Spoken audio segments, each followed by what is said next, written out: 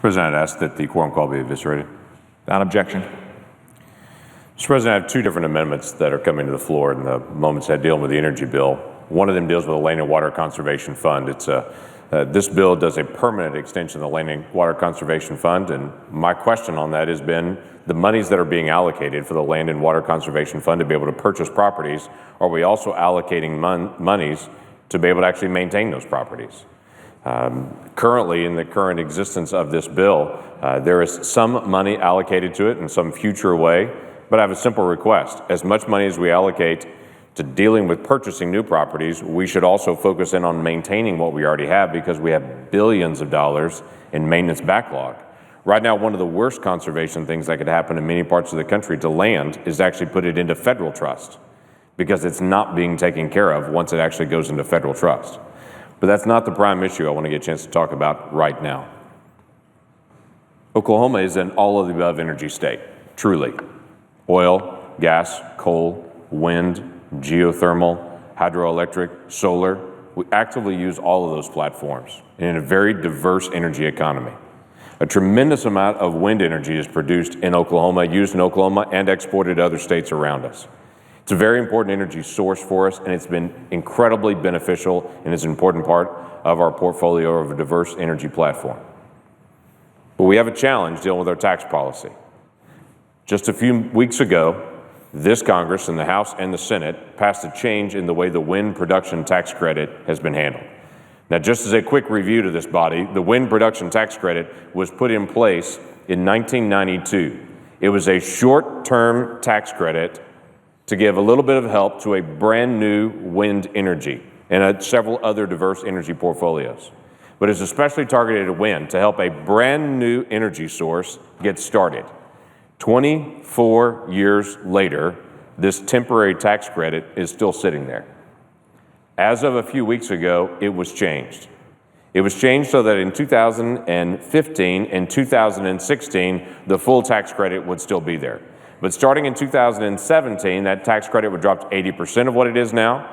In 2018, it would drop to 60%, and in 2019, it would drop to 40%. In 2020, it's left undefined. Now, I heard multiple individuals say this is a phase out of the production tax credit, a phase out. Now, that's something that many of us have pursued for many years, to say, how do we get out of this perpetual cycle? The problem is it wasn't a phase out, it was a phase down of the production tax credit. Because in 2020, the PTC is left undefined. Now, for most, they would say, well, that's not a problem, it just goes away, it's left undefined. The problem is, 10 times in the past 24 years, the production tax credit has been undefined for a future year, assuming it would go to zero.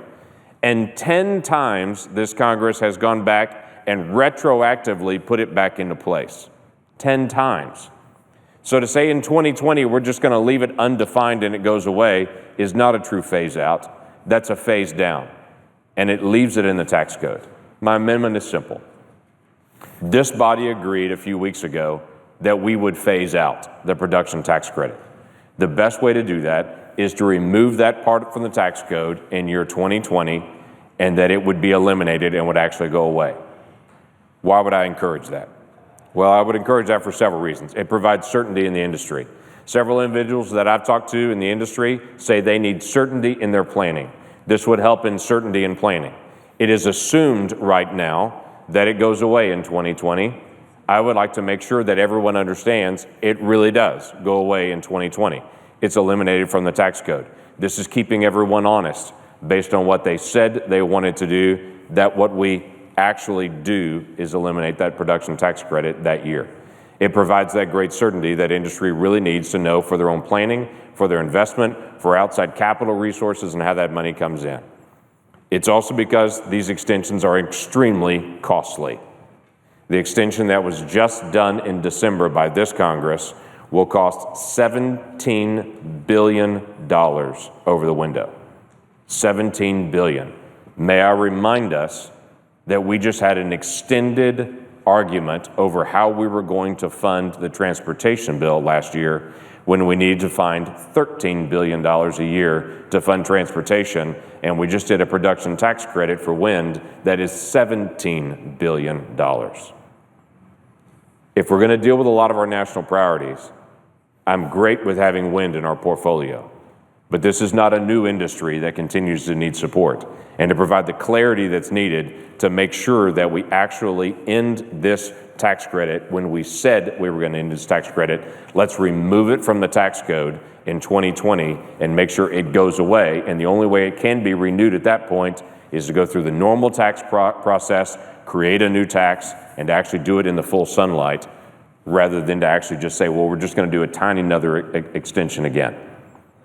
Wind has increased generation dramatically over the past 24 years, and I'm glad. It's a good source. In our nation, since 1992, wind generation has increased 3,000%. It's well developed. It's economically stable. It's pulling its own weight in the system, and we should allow it to continue to fly on its own. It's not as if wind goes away if we don't provide a tax credit. It's interesting to me, in 2014, we faced something very similar to this.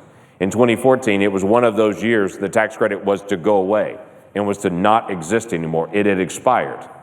The problem was, at the very end of 2014, Congress did a retroactive renewal of the production tax credit for the year 2014 in the last days of December. So the whole year had gone by without the tax credit. At the very last days of 2014, Congress once again renewed the production tax credit and did it retroactively.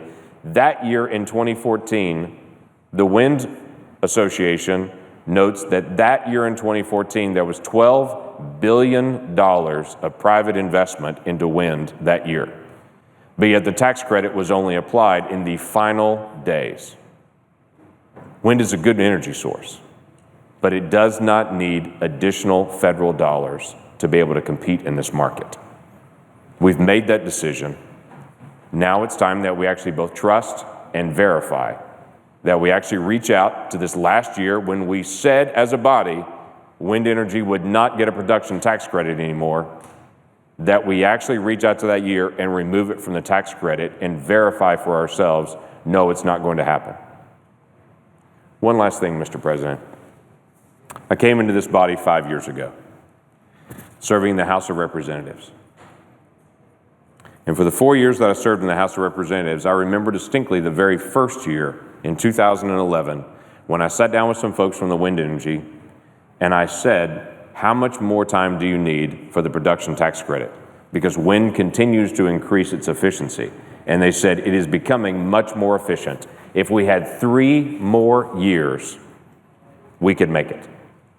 If we had 3 more years, we could make it. This was in 2011. So the discussion was about doing a phase down in 2011 with just 3 more years and then it would go away. In 2014, I was in a hearing in the House of Representatives and I asked those same individuals, how much more time do you need for a phase down and a phase out of the production tax credit?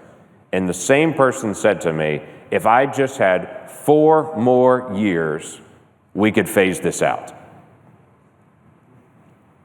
I am concerned, and I believe rightfully so, in 2019, this body will have lobbyists come into it and say, if we just have a few more years of the PTC extension, we can make it just fine. I would argue they're doing very well as an industry, and I'm glad they are. Let's make it clear the PTC ends in 2020 and does not return. And with that, Mr. President, I yield back.